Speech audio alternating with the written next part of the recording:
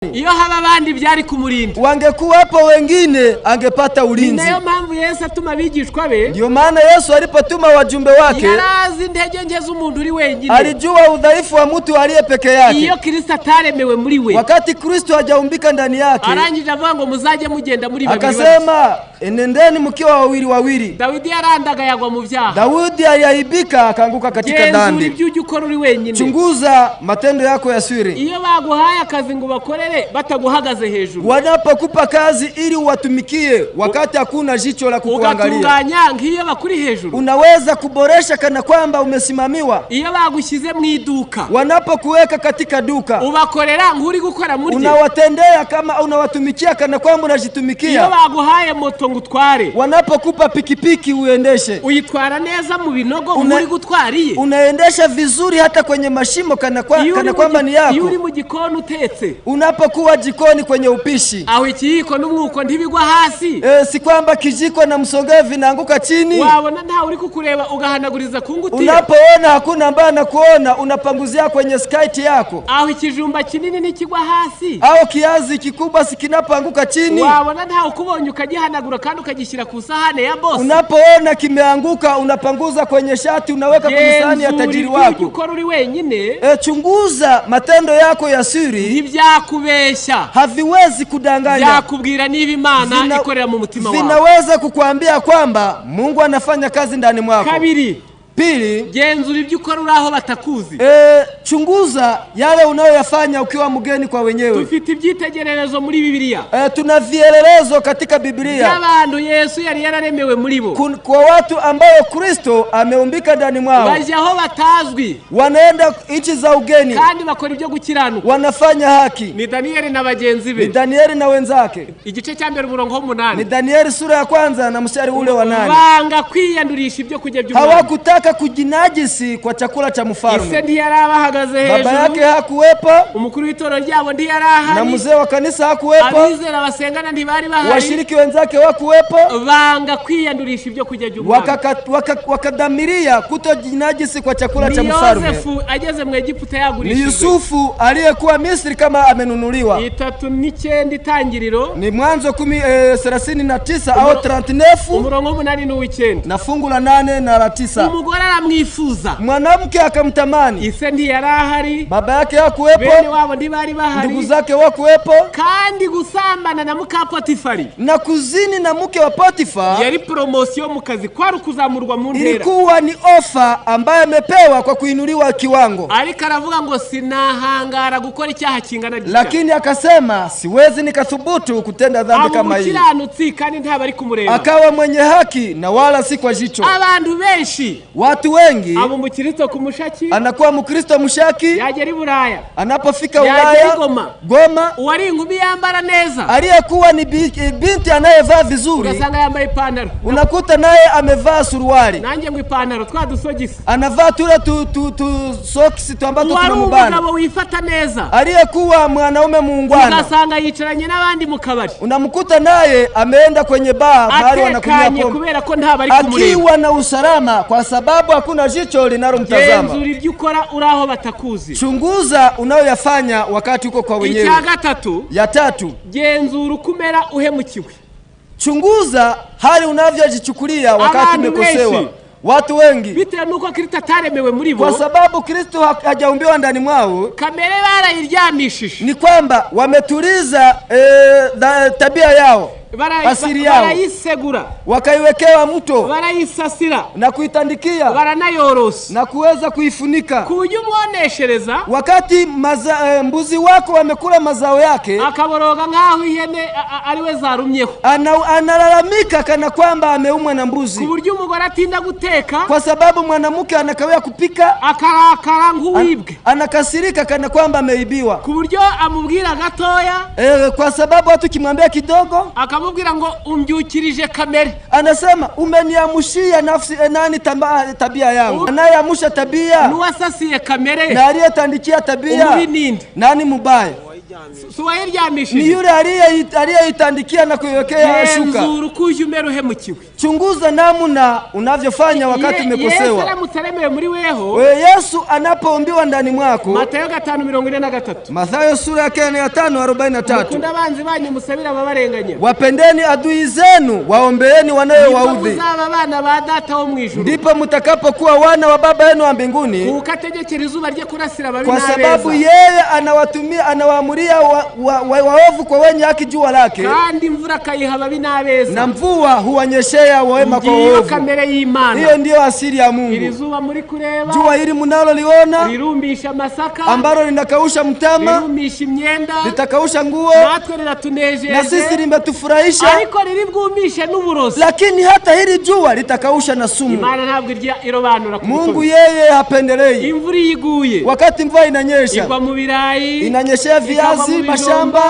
na viazi. Ikagwa mu itabi. Inanyeshea hata tumbaku. Ikagwa no mu rumogi. Inanyeshea hata kwenye banki. Imvura ntabwo ikorana na polisi mu ni kwamba mvua haishirikiane na mapolisi kwa kuweza kuinda walio na banki. Urukundo rw'Imana. Hiyo ndio inaitwa upendo wa Mungu. Iyo Mana iramutsiremewe muri weho. Huwa Mungu anapoombika ndani mwako. Ningiye wabuhemukiwe. Hata wakati umekosewa. Nabwo wagaragaza ko Kristo yaremewe. Na wewe unaweza kudhihirisha kwamba Kristo ameumbika ndani mwako. Igitabo cyitwa intekerezo n'iby'umwuka. Ni kitabu kinaitwa Pour une bonne équilibre mentale. 446. Ni 446 au 446. Muzabirindura inyuma. Mutageuza nyuma. Igihe abo bantu babi bagushotoye. Wakati watu waovu wanapokuchokoza. Kandi bakaguhohotera. Na kukuweza kudurumu. Maze wokabitura kubakorera ibyiza nk'ukorera intungane. Wewe unawalipa kuwatendea mema kana kwamba unawatendea wanyofu. Ukageza ubwo bakorera ibikorwa byihariye by'ubugira neza. Hata nafikia wakati unawatendea matendo ya utu wema. Nibwo ubukoze nk'umukristo. Ndipo utakuwa umetenda kama Mkristo. Baratungurwa.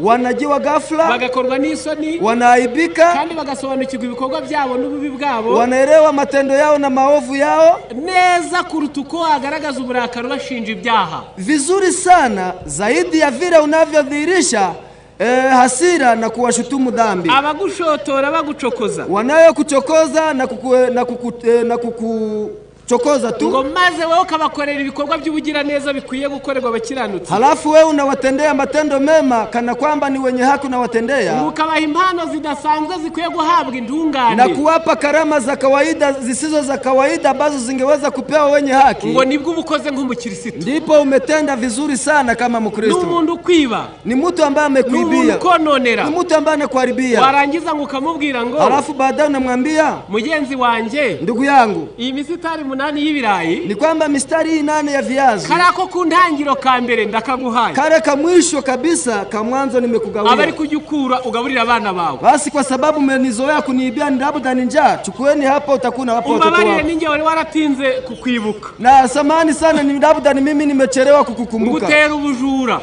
Ni kwamba ngutera kuba umujura. Mimi ambaye nilisahau kukupa chakula nilikufanya uwe mwizi. Ngo nibwo ubukoze nk'umukristo. Wanasema hivyo ndivyo umefanya kana kwamba ni Mkristo. Ubivamo mavuno ambayo yanatokana na hayo ubikoreye aratungurwa. Yule ambaye umemtendea anajiwa ghafla. Wakamwara. Anaaibika. Ngo nibwo asobanukirwa n'ububi bwe. Ndipo anaelewa uovu wake. Ngo kuruta ko ari kumwicaza ukamukarihira ukamushinja ibyajya gukorera. Kuliko ambapo ungemketisha na kumfokea na kumuonesha matendo yake. Ukitaka kujua kwamba Kristo ameumbika ndani mwako, uzabipimire ku buryo umera wahemukiwe. Ujaribu wakati umekosewa. Mbese ntabwo urakara. Uwi na hasira. Ntabwo upanga kwihorera. Unapanga kulipa kisasi. Ntabwo murwara inzika. Kuna watu ambao wana kinyongo. Yewe hari nabo ubwira n'amakosa yabo. Kuna watu ambao unaambia hata makosa yao. Nta kindi ukoze kibi. Na wala hauna neno wovu ambao umefanya. Yeye anakuwa na ule ugonjwa wa chuki. Genzura uko umera uhemukiwe. Chunguza unavyoishi unapokosewa. Yakubwira urugero Yesu agezeho areberwa muri wewe. Anaweza kukuonesha kiwango Kristo anapofikia ndani mwako. Igitabo cy'Abahamya by'Itorero itorero kitabu kinachoitwa Shuhuda kwa Kanisa n'umuzingo wa 4 ni gombo la 4 656 au 655. abasoma igifaransa wanaweza Kifaransa n'umuzingo wa mbere ni gombo la kwanza n'urupapuro rwa 698 ni ukurasa wa 698 kwa Kifaransa. Haranditswe ngo wamesema gukomeranya kuri no gutungana k'umuntu kuwa mashuhuri na ukamilifu wa mwanadamu the real greatness and nobility of the man is measured by the power of the feeling that he subdues. Gukomeranya kuri no gutungana k'umuntu kuwa mkubwa na kukamilifu wa mtu wa mwanadamu bipimirwa hujaribiwa kubyifuzo yamaze gutegeka katika mapendekezo ambayo amekwisha kuyatawala, not by the power of the feeling that subdue him. Ntabwo bipimirwa kubyamaze kumwitegekera, haiwezi kupimwa kwa yale ambayo amekwisha kumtawala. The strongest man is he who, while sensitive to abuse, umuntu ukomeye kuruta abandi bose kwisi, mtu aliye mkuu kuliko watu wote duniani, nuwageragejwe ibi bikabije, ni yule aliyejaribiwa vikali sana, yarangiza halafu baadaye agashobora gutegeka uburakari bwe, anaweza kutawala hasira yake, and forgive his enemies, agashobora no kubabarira abanzi be na kuweza kuwasamehe maadui zake. Such men are true heroes. Benabo nibo ntwari nyakuri. Watu kama hao ndio mashujaa halisi. Iri jambo ndarisubiramo, neno hili nitalirudi tena. Umuntu ukomeye kuruta abandi bose kwisi, mtu aliye mashuhuri kuliko watu wengine duniani, ngo nuwahemukiwe ibi bikabije, ni yule aliyekosewa vikali sana, yarangiza ngo agashobora gutegeka uburakari bwe, halafu anaweza kutawala hasira yake wala isiamke, kuko ataburyamishije, kwa sababu hajailalisha, ngo yarangiza akababarira abanzi be, halafu anawasamehe wa maadui zake. Wabakora batyo, wanayofanya kama hivyo, ndibo ntwari nyakuri, ndio wanaitwa mashuhuri kwa kweli. Ngaho genzura ukumera iyo uhemukiwe. Hebu chunguza unavyofanya wakati umekosewa. Icyanyuma ya mwisho, genzura ukumera inyungu zawe zibangamiwe.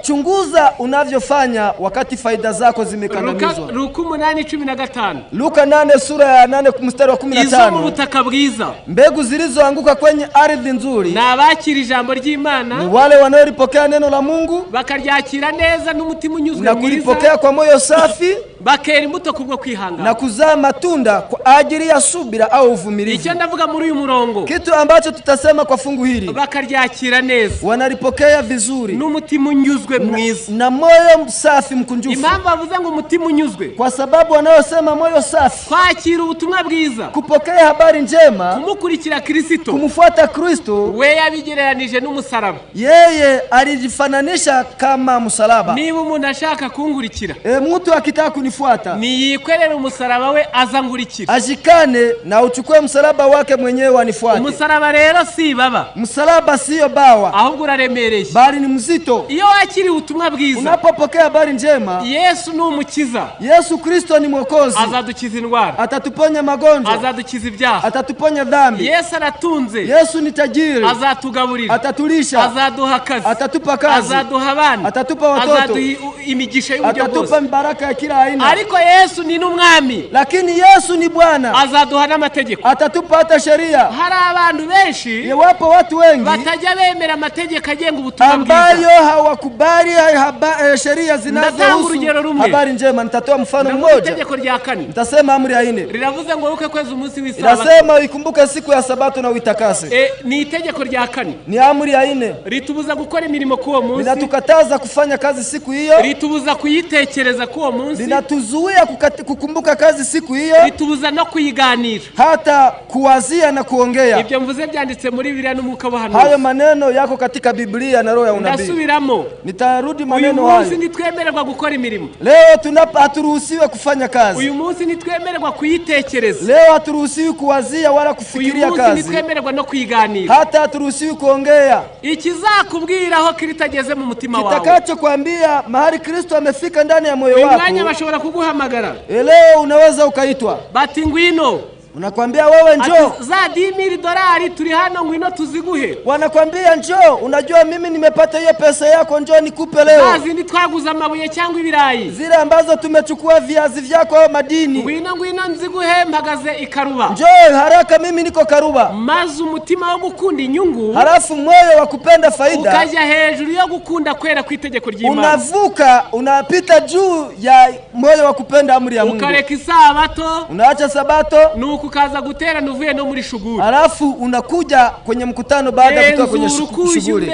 Inyungu zawe zabangamiwe. Chunguza vizuri wakati faida zako zimekandamizwa. Wewe ni mwanafunzi. Uri umukozi. Wewe ni mfanyakazi. Akazi ukora gashobora gupanga gukorwa ku isabato. Kazi unayoifanya huenda mipango ipelekwe siku ya sabato.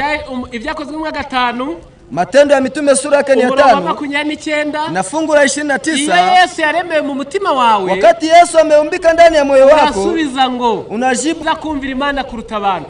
Heri kumtii Mungu kuliko wanadamu. None inyungu zigashyirwa ku ruhande. Halafu faida zinawekwa kando. Zigashyirwa ku ruhande. Kazi zinawekwa kando. Imani igahabwa icyubahiro. Na Mungu anatukuzwa. Nubwo byaguteza ingaruka. Ingawa inaweza kuleta hasara. Hari abagabo banze kwakira ubutumwa. Kuna wanaume wengi wamekataa kupokea ujumbe. Watazashwana n'abagore babo. Ili wasije wakafarakana na wake zao. Hari banze kwakira ubutumwa. Kuna wamama ambao wamekataa ujumbe. Vitenge umugabo yamuguriraga atazabihagarika. Ili vitenge alivyokuwa vinunuliwa na mume wake asija akazuia mradi.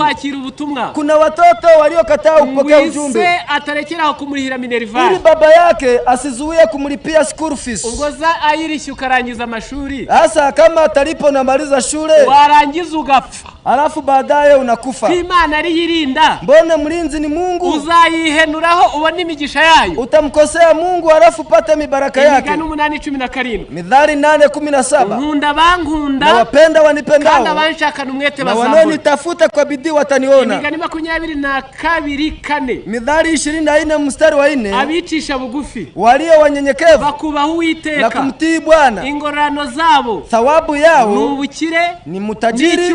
Na heshima n'ubugingo na uzima. Ngagenzura ukujumera. Hebu chunguza unavyokuwa. Iyi nyungu zawe zihanganye n'iby'Imana yategetse. Wakati faida zako zinapambana na sheria ya Mungu. Ibyahishwe 2:10. Ufunuo sura yake ya 2:10. 2:10 anasema. Uzaje ukiranuka. Anasema nawe uwe mwaminifu. Uzageze kugupfa. Mpaka kufa. Ntabwo ari kugeza kuguhomba. Sio kufikia hasara. Kugeza kukwangwa. Sio wakati wa kuchukiwa. Kugeza kugutandukana n'umugore cyangwa umugabo. Sio kufikia kuachana na mke na wala mume. Kugeza kukwirukanwa ku kazi. Sio kufikia kufukuzwa kazi. Abo gukiranuka kwawe. Bali wanasema haki yako. Uzabishorere. Uvifuate. Wemere unabipfire. Ukubali hata utowe maisha ya kifo. Ni ishara ya wale Kristo ameumbika ndani ya mioyo yao. Bana b'Imana, watu wa Mungu, benabo, watu kama hao nibo isi ikeneye, ndio wanaohitajika duniani. Mu gitabo cyitwa uburezi, katika kitabu kinachoitwa elimu ya kweli, ni urupapuro rwa 57, ni ukurasa wa 57 au 57. Wanasema amakene akomeye kuruta yandi yose iyi si ifite. Aho ni Cyongereza. Dunia inahitaji mahitaji ya dunia yetu hii. Ngo isi ikeneye abantu. Dunia inahitaji watu. Ngo n'abantu batagurwa cyangwa ngo bagurishwe. Ni watu ambayo hawanunuliwi wala kuuzwa. N'abantu b'abanyakuri n'inyangamugayo mu mutima. Ni watu wa kweli tena waungwana katika mioyo yao. Ngo n'abantu bavuga icyaha mu izina ryacyo. Ni watu ambayo wanaoongea dhambi kwa jina lake. Ngo n'abantu bahagarara mu nzira itunganye n'ubwo ijuru ryarindimuka. Ni watu ambayo wanasimama katika njia iliyonyofu licha ya kuwa hata mbingu iwaangukie. Ni jambo rimwe katika neno moja, nabo Kristo yarembewe mu mitima yao. Ni wale ambayo Kristo ameumbika ndani ya mioyo yao. Gusenga kuyoboka idini gusibye ntibihagije. Kuomba na kuwa mfuasi wa dini hayo hayatoshi. Kuba ku rutonde rw'abavuga iby'Imana gusibye ntibihagije. Kuwa kwenye orodha ya wanaozungumza maneno ya Mungu hayatoshi. Ahubwo kwemera Yesu akaba ari ugukoresha wewe ukabura. Bali kumkubali Kristo anakutumia nafasi yako isionekane. Nibyo bitanga uburenganzira bwo kuba umwana w'Imana. Ndicho kibali cha kumfanya mtu kuwa mwana wa Mungu. Ngaho noneho wabwirwa n'iki ko nibura biri kuza? Unaweza kujuaje kwamba mambo hayo yameanza? Yesu akaba ari kuremerwa mu mutima wawe. Na Yesu akawa ameumbika ndani ya moyo wako. Icyambere, ya kwanza, uzaba umuntu ushyikirwa. Utakuwa mtu ambaye anafikiwa. Iri jambo ndarivuga. Nitaongea neno hili. Uzaba umuntu ushyikirwa. Utakuwa mtu ambaye unakaribiwa na wote. Mu butumwa bwiza, katika habari njema, umwana w'Imana wabyawe ubwa kabiri, mtoto wa Mungu aliyezaliwa mara ya pili. Ubutumwa bwatoranira uruzingo wa 300 wa mbere, urupapuro rwa 303. Ujumbe chagurifu ukurasa wa 333. Haranditse hati, wamesema hivi: nubwo ari iby'ukuri kwa abana b'Imana rumwe muri Kristo, ingawa hata kwa kweli watoto wa Mungu ni mmoja katika Kristo, utekereza ko Yesu yifatate yabonye ivangura ry'amoko? Unafikirije wakati Yesu anapoona ubaguzi wa ukabila, ivangura ry'abantu mu nzego zabo, kubagua watu katika ngazi zao, insika zashyizwe hagati y'abantu n'abandi, kuta zilizojengwa na watu kati ya watu na wengine, bitewe n'ibara ryabo, kwa sababu ya rangi yao, amoko yabo, kabila lao, inzego zabo, ngazi zao, ubukire, utajiri, ivuko, maasiri n'ibyo batunze, na pamoja na vile wanavyovimiliki. Niba ari ikintu kibabaza Yesu, ikiwa kuna kitu ambacho kinamchukiza Yesu, yabonye ivangura ry'amoko, ni wakati anapoona ubaguzi wa kabila. Aya moko kanyasubiremo, haya mataifa nitaongea. Hari aya musanzwe musi, kuna haya ambayo mnayajua yetu, abazungu n'abirabura, wazungu kwa weusi, abakongomani n'abazambia n'abanyarwanda, wakongomani na wazambia na wanyarwanda, abahunde n'abatembo wahunde na watusi na wahutu. Ayo niyo bavuze, hayo ndio wanaongea. Yesu niwe ubazi bose, Yesu ndiye anawajua wote, niwe ubaha guhumeka, ndiye anawapa pumzi, niwe ubifuriza kubaho, ndiye anawatakia kuishi, ndiye amewafanya wawepo. Iyo wanzu wo murabo, unapochukia mmoja wapo wa hao, kandi ukamwango wamuremye wamukunda, na unamchukia wakati aliyemuumba na mpenda, hilo linamchukiza sana. Wakaba ari ikimenyetso cyuko Yesu ataremewe muri wewe, inakuwa ishara tosha kwamba Kristo hajaumbika ndani yako. Le secret d'unité réside dans l'égalité des croyants en Christ.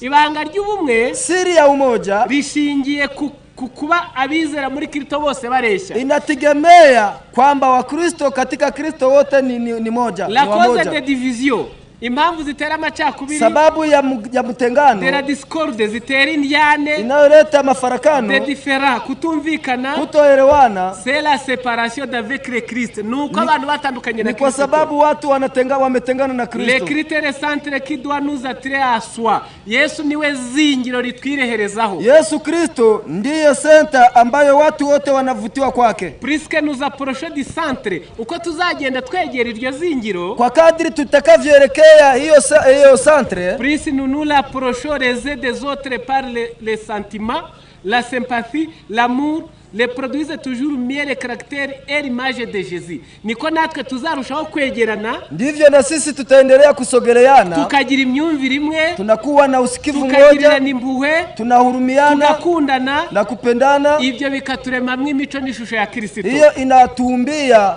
tabia na sura ya Kristo ndani mwetu. Dieu ne fait pas acception de personne. Imana ntabwo irobanura ku butoni. Ni kwamba Mungu hana upendeleo. Iri jambo ndarivuga mvuze nti, hili neno nitalisema kwa hivi: utekereza ko Yesu abifatate?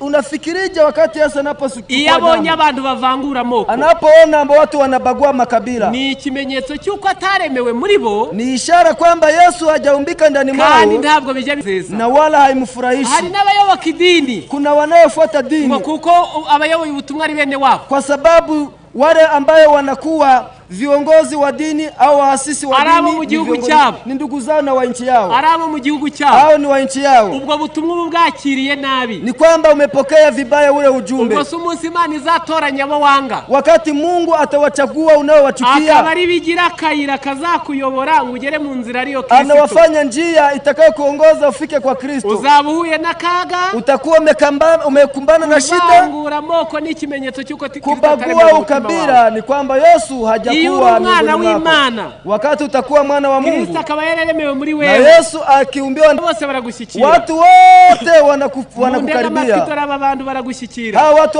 wanakufuata, wanakukaribia. Abo mudasangiye ubwoko bakugeraho, wale ambayo hamushirikiane katika ukabila wanakukaribia sana, na nicyo kimenyetso cy'abana b'Imana, na ndio ishara ya watoto wa Mungu. Abaguhemukiye baraza, waliokukosea wanapokuja bati nakoneshereje, nasema jamani nimekuharibishia, kuko bazi kuri umwana w'Imana, kwa sababu wanajua wanajua wewe ni mwana wa Mungu. Utenda kubarihisha ngo bari kigoro bazimpungure. Kwa sababu hautaweza kuwalipisha kwa kuhesabu mahindi kwa punje. Abagusuzuguye nabo bakugeraho. Wale waliokudharau nao wanaweza kujia. Ntabwo utinyitse ngo wiyita amazina n'ibyubahiro tutazi mu byobokamana.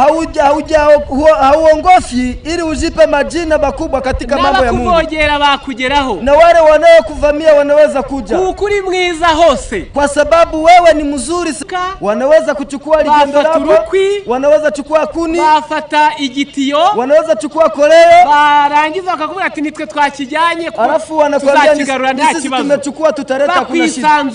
Yani wanajisikia huru sana katika mambo yote. Erega nta utakugeraho, hakuna ambaye hawezi kukufikiria, kuko Kristo yamaze kuremerwa mu mutima wako, kwa sababu Kristo ameumbika ndani ya moyo wako. Bana b'Imana, wana wa Mungu, ngiri kwingingo, ninapokuwa juu ya kipengele hiki, tuye mu karere k'ibiyaga bigari, tunaishi kwenye nchi yenye maziwa makuu, hakunda kuba intambara za moko, mahali ambapo kuna kuwa vita vya ukabila. Wabwirwa niki kuvangura moko? Utajuaje wakati wewe ni mbaguzi wa ukabila? Ndavuga utuntu tumwe, ataongea baadhi. Icyambere, ya kwanza, niba harabunena uvangura moko, ikiwa kuna wale unayowachukia wewe ni mbaguzi. Ukabanenda ntimwashyingiranwa, wewe hamuwezi kuoana. Ukabanenda ntimwasangira, hamuwezi kushiriki chakula. Ukabanenda ntimwasenga mu rusengero rumwe, hamuwezi kuomba kanisa moja. Ukabanenda ntimwagenda mu modoka imwe, hauwezi kupanda gari lao. Icyo ni ikimenyetso cy'ukuvangura moko. Hiyo ni ishara ya kwamba wewe ni mbaguzi wa ukabila. Niba harabutifuriza ibyiza, ikiwa kuna wale ambao hautakii mema, niba harabutishimira ibyiza byababayeho, ikiwa kuna wale hawezi kufurahia mazuri walioyapata, na uri ku rutonde rw'abavangura moko, na wewe ni miongoni mwa wale walio na ubaguzi wa ukabila. Niba hari uguhemukira, ikiwa kuna anaye kukosea, warangiza ukavuga ngo aguhemukiye kuko ari uwo mu bwoko runaka, unasema huyu amenikosea kwa sababu ni wa kabila fulani, nawe ni ikimenyetso cy'ukuvangura moko, na wewe ni ishara ya kwamba unabagua kabila. Hebu niwaulize, mbese nta bene wanyu bagira mahane? Hakuna ndugu zenu ambao wanaubishi? Shaka kwiteraniro rinsubiza. Nataka niwaulize, umuntu ajaburana na se, mtu anaweza kuanzisha kesi na baba yake, anaweza kusamba na kaka yake, ajaburana na nyina, anaweza kusamba amoka ngahe, ni makabila mangapi? Nano umuntu ntakaguhemukire, ni kwamba mtu asikukoseye ngo nurangiza uvuge ngo bitewe nuko ari ubundi bwo, alafu usiseme kwamba ni kwa kuwa labda ni wa kabila lingine. Icya gatandatu, ya sita, niba hari uguhemukira, ikiwa kuna yule ambaye anakukosea, ukavuga ko bene wabo bose ari uko babaye, nasema hii ndio kawaida ya kabila fulani, nuko bameze, ndivyo walivyo watu fulani, ni ikimenyetso cy'ukuvangura moko, ni ishara ya kwamba wewe una ubaguzi wa kabila. Icyaha ndikivangura, ni kwamba dhambi haibagui. Bene wanyu nabo bazi kuniga no gutema no kuroga, ndugu zenu wa asili wanajua kunyonga na kukata na mapanga na kuroga. Ibyo bakora rero ni ngibyo nabandi bakora, vile wa kabila lenu wanavyofanya ndivyo na lile nalo linafanya. Iyo ari ibyo uvugira hihishe, ikiwa kuna mambo naongea kwa siri, abo bundi bwoko bazuga ceceka, wale wa kabila lingine wakija unanyamaza, uvangura moko, wewe unabagua kabila. Iyo hari ibyo hejwemo bitakureba, ikiwa kuna yale ambayo umezuiliwa asiyo kuona, warangiza bikakubabaza, halafu inakuchukiza, ukanavuga ko babitewe n'ukuri wo mu bundi bwoko, nasema ili wamelifanya ni wa kabila lingine, ni wewe ubugwaye ubwoko, wewe ndiye mgonjwa wa ukabila. Wumva ibyiza n'abeza babi wanyu gusa, unaposikia mema na mazuri yafanyike kwenu, ndetse wabandi haba umwiza bikakubabaza, wakati kwenu kuna kuwa giza na kukikuwa mtu mzuri unaumia, ibyo byose ni ikimenyetso cy'ukuvangura.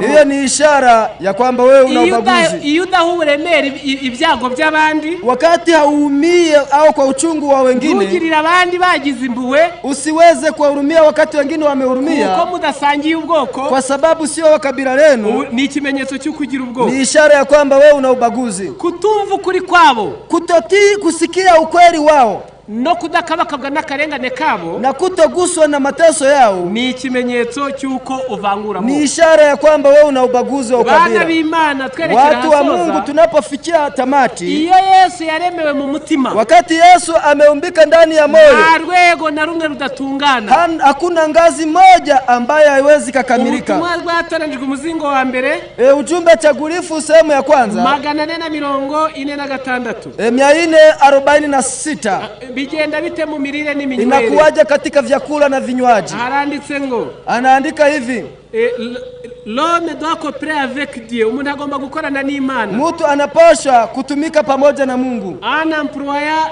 chacune de ses facultés suivant la capacité reçue de Dieu. Agakoresha ubushobozi bwe bwose. Anafanyia uongozi wote au uwezo wote aliopewa na Mungu. Il ne doit pas ignorer les principes qui règlent le manger et le boire et les diverses habitudes. Ntabwo agomba kwirengagiza amategeko agenga kurya no kunywa. Hawezi akapuuzia kanuni zinazohusu kula na kunywa. Ntabwo agomba kwirengagiza amategeko agenga n'akandi kamenyero gatandukanye. Ni kwamba hawezi kupuuzia sheria inayoambatana na mazoea mengine. Wakati Kristo amemumbika ndani yako, ntabwo waba umusinzi, huwezi kuwa mlevi, ni wakwica temperance, huwezi kuharibu kiasi, ni waryagagura, huwezi kula ovyo ovyo, huwezi kutumia chakula baridi, huwezi kula chakula kinachoweza kuharibu mwili wako, ni wahera mu gitondo unywa ngo rirenge, huwezi kuanzia asubuhi ukinywa halafu mpaka jioni. Ahubwo Yesu agera mu muntu, bali Yesu anapofika ndani ya mwanadamu, kamenyero k'imirire n'iminywere akakayobora, pamoja na mazoea ya vyakula na vinywaji anatawala. Ntabwo waba umukobwa ngo wambare ipantaro, huwezi kuwa msichana halafu vae suruali, huwezi kurarua jipe vijipo yako, huwezi kurunguza nywele zako, wasiga imiti gutera kuneka nk'umuneke, huwezi kutumia dawa zitakazo kufanya uirungue kama ndizi. Yesu ayobora kamenyero kose. Yesu anaongoza mazoea yote, agera no mu myambarire, anafikia hata katika mivalio. Abazasoma igitabo cyitwa Christ Object Lessons, kitabu kinachosema vielelezo vya Kristo, urupapuro rwa 339, ukurasa wa 339. iyo yageze mu mico yawe, anapofika katika tabia zako, ni uyobora amagambo, ndiye anaongoza maneno, ni uyobora imyambarire, ndiye anaongoza mivalio, ni uyobora inyifato, ndiye anaongoza hali yako. Mbese ukaba muri rubanda, halafu nakuwa katika umati, nta muntu n'umuremereye, bila kuwa mzigo kwa mtu yeyote, akakuyobora ukibwiriza gukora ibyiza, anakuongoza wewe mwenyewe unajielekeza kutenda mazuri, ukaba muri societe bagukumbuye, unakuwa katika shirika ukiwa mtamanifu, wanakutakiwa wanakutaka, wakitamani wewe uishi humo, ubaryoheye, ukiwa radha kwao. Uko kuri benshi muri iki gihe, kwa sababu wengi kwa siku hizi aho babaye barabarambiwe, mahali wameishi wamekwisha kuwachoka, apfuye harabaruhuka, anapokufa kuna wale wanaweza wakapumzika, yari yarabimyeho, kuna wale ambao wanaweza kugawana mali zake wakati alikuwa amewanyima kwa yaremeye mu mutima wawe. Wakati Yesu ameumbika ndani ya moyo wako, umwana w'Imana, unageuka kuwa mwana wa Mungu. Tutagiye kurebana b'Imana, pasipo kwenda mbali wana wa Mungu, reka twese muri uyu mwanya tumurarike, sote tumukaribishe. Biri mu biganza byacu kumwemerera, iko katika mikono yetu kumruhusu, yarangiza akaremerwa muri twebwe, halafu anaumbika ndani yetu. Mu gitabo cy'ubutumwa bwatoranijwe, katika kitabu cha ujumbe cha Gulifu, umuzingo wa mbere, sehemu ya kwanza 317, niho handitse ayo magambo, ndipo pameandikwa hayo maneno, yahindura imico yacu ikamunogera, anaweza kubadilisha tabia zetu zinakuwa safi kwake, nimpaka bikarangira, kelele na mabishano vinaweza vikaisha, buri wese agashishikazwa nuko yemerwa na bali kila mtu anawania kwamba anakubalika na mbingu. Ngaho uyu murongo muri Mathayo twongere tuusome dusome. Tutasoma fungu la Mathayo ikiwa ndio mwisho. 5 umurongo w'8. 5 mstari wake ni wa 8. Ahirwa b'imitima iboneye, heri wenye moyo safi, kuko ari bo bazabona Imana, kwa maana ndio watakayemwona Mungu. Ngaho nimwemere Yesu aremerwe muri twebwe twese, tumruhusu Kristo aumbike ndani yetu, tube kwisi turi umugisha, tuwe duniani tukiwa baraka, tureke kuba umutwaro, tusiwe mzigo wa kulemea wenzetu. Imani biduhe mu izina rya Yesu. Mungu atuwezeshe katika jina la Yesu, amena.